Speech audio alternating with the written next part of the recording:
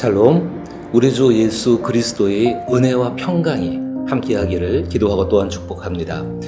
내일 주일입니다. 주일을 기다리고 또 준비하면서 토요일에 함께 묵상할 말씀은 베드로전서 1장 1절부터 2절 말씀입니다. 제가 말씀을 읽겠습니다.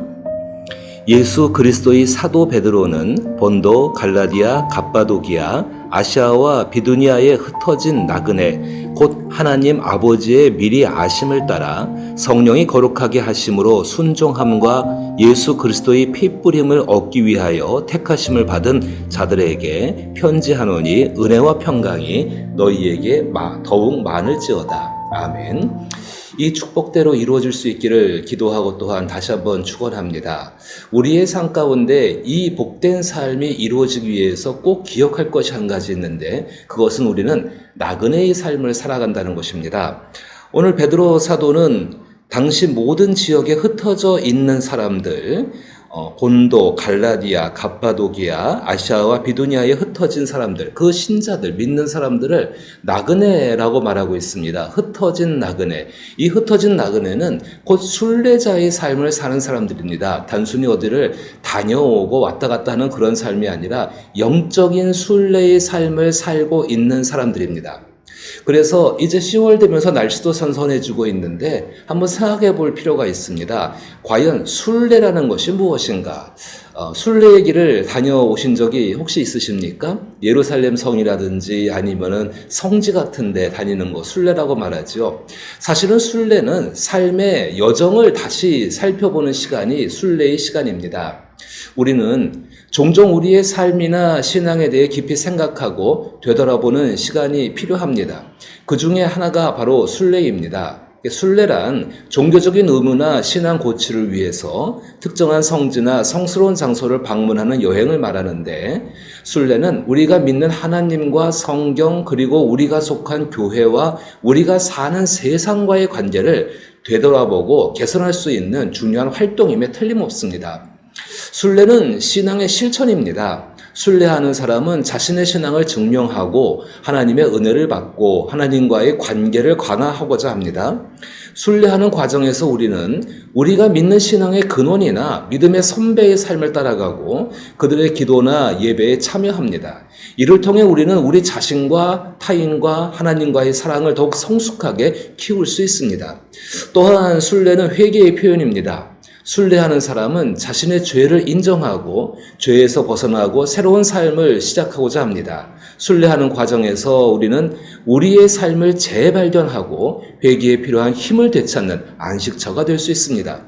따라서 이런 의미에서 순례는 회개하고 거듭난 삶을 시작하고 계속하는 참다운 복음화의 장소라고 말할 수 있습니다. 이를 통해 우리는 하나님께서 우리에게 주신 삶의 소중함과 의미를 깨닫고 감사할 수도 있죠. 순례는 또한 배움입니다. 신앙적인 의미뿐만 아니라 역사적이나 문화적인 가치도 가지고 있기 때문입니다. 순례를 통해 우리는 순수한 신앙이나 다양한 종교와의 관계, 문화의 배경과 역사를 알아가게 되어지고 우리의 삶에 반영할 수 있는 것입니다. 따라서 순례는 삶의 여정을 다시 보는 시간입니다. 순례를 통해 우리는 우리의 삶이나 신앙에 대해 깊이 성찰하고 또 되돌아봐야 하는 기회를 만들어야 되고, 순례를 통해 우리가 믿는 하나님 그리고 성경 그리고 우리가 속한 교회와 우리가 사는 세상과의 관계를 개선해 나가기 위해서 애를 써야 한다는 것입니다. 따라서 그 순례의 과정을 통해서 우리 자신들 그리고 하나님과의 관계, 타인과의 관계, 특별히 말씀과의 관계를 되돌아보는 시간을 살고 새로운 삶을 날마다 시작해야 합니다. 그렇다고 해서 지금 막 예루살렘이나 어디 성지로 여행을 가자는 이야기가 아닙니다. 우리가 순례해야 될 곳은 하나님 말씀입니다. 그 말씀으로 돌아가서 그 말씀 가운데에서 하나님과 나와의 관계, 그리고 특별히 나와 다른 사람과의 관계, 특별히 또한 내가 살아가는 시간 동안에 어떤 모습으로 살아가고 있는가를 되돌아보는 것이 굉장히 중요하다는 것입니다. 그것이 바로 회개하고 거듭난 사람이 살아가는 삶의 특징이지요. 오늘 베드로는 그것을 말하고 있는 것입니다. 그래서 본도, 갈라디아, 갑바도기아, 아시아와 비두니아에 흩어진 나그네들에게 영적인 순례자의 삶을 살고 있는 그들에게 곧 하나님 아버지의 미리 아심을 따라 성령이 거룩하게 하심으로 순종함과 예수 그리스도의 피뿌림을 얻기 위하여 택하심을 받은 자들에게 편지한다라고 말을 하고 있는 것입니다.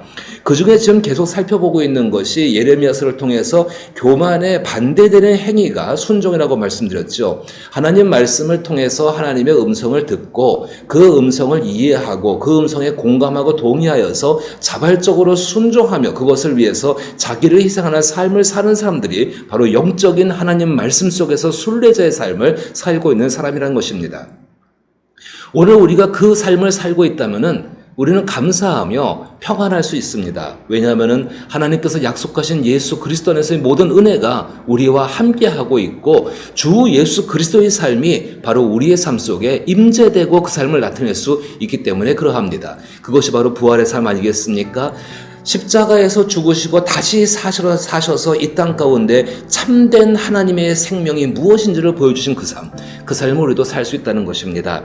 그리고 한 걸음 더 나가서 예수 그리스도의 피뿌림을 얻기 위하여 택하심을 받은 자라고 이야기하고 있습니다.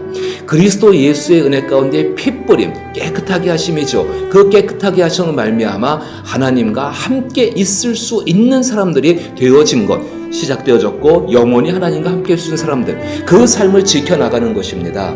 이것이 우리 교회의 모습이고 또한 우리 사랑하는 위더스교회 성도들의 삶의 모습이라고 저는 믿고 확신합니다. 따라서 우리는 순례자의 삶, 영적인 나그네의 삶이 우리 가운데 있음을 잊지 말고 그 삶을 살아가야 합니다. 우리의 삶 가운데 우리 삶 속에서 항상 하나님 말씀을 배우고 그 말씀을 깨달으며 그 말씀의 의미들을 알고 그 안에서 하나님을 배울 수 있기를 또한 축복합니다. 그 안에서 순례의 길을 통하여서 우리의 회개한 삶, 회개하여 거듭난 삶을 표현할 수 있게 되기를 또한 기도하고 축복합니다. 또한 우리의 삶 가운데 하나님 말씀을 실천하는 그 삶, 그 삶으로 온전한 순종을 이룰 수 있는 그 삶, 바로 그 삶, 그 삶으로 말미암아 이제 베드로가 확실히 있게 말하는 것, 편지하노니 은혜와 평강이 너희에게 더욱 많을지어다. 날마다 우리의 삶 가운데에도 그 삶을 통하여서 이 사도가 약속한 이미 그리스도 예수께 얻은 이 놀라운 것, 그리스도 예수가 주시는 그리스도 예수의 은혜와 평강이 더욱더 많이 넘치기를 나사렛 예수 이름으로 축복합니다.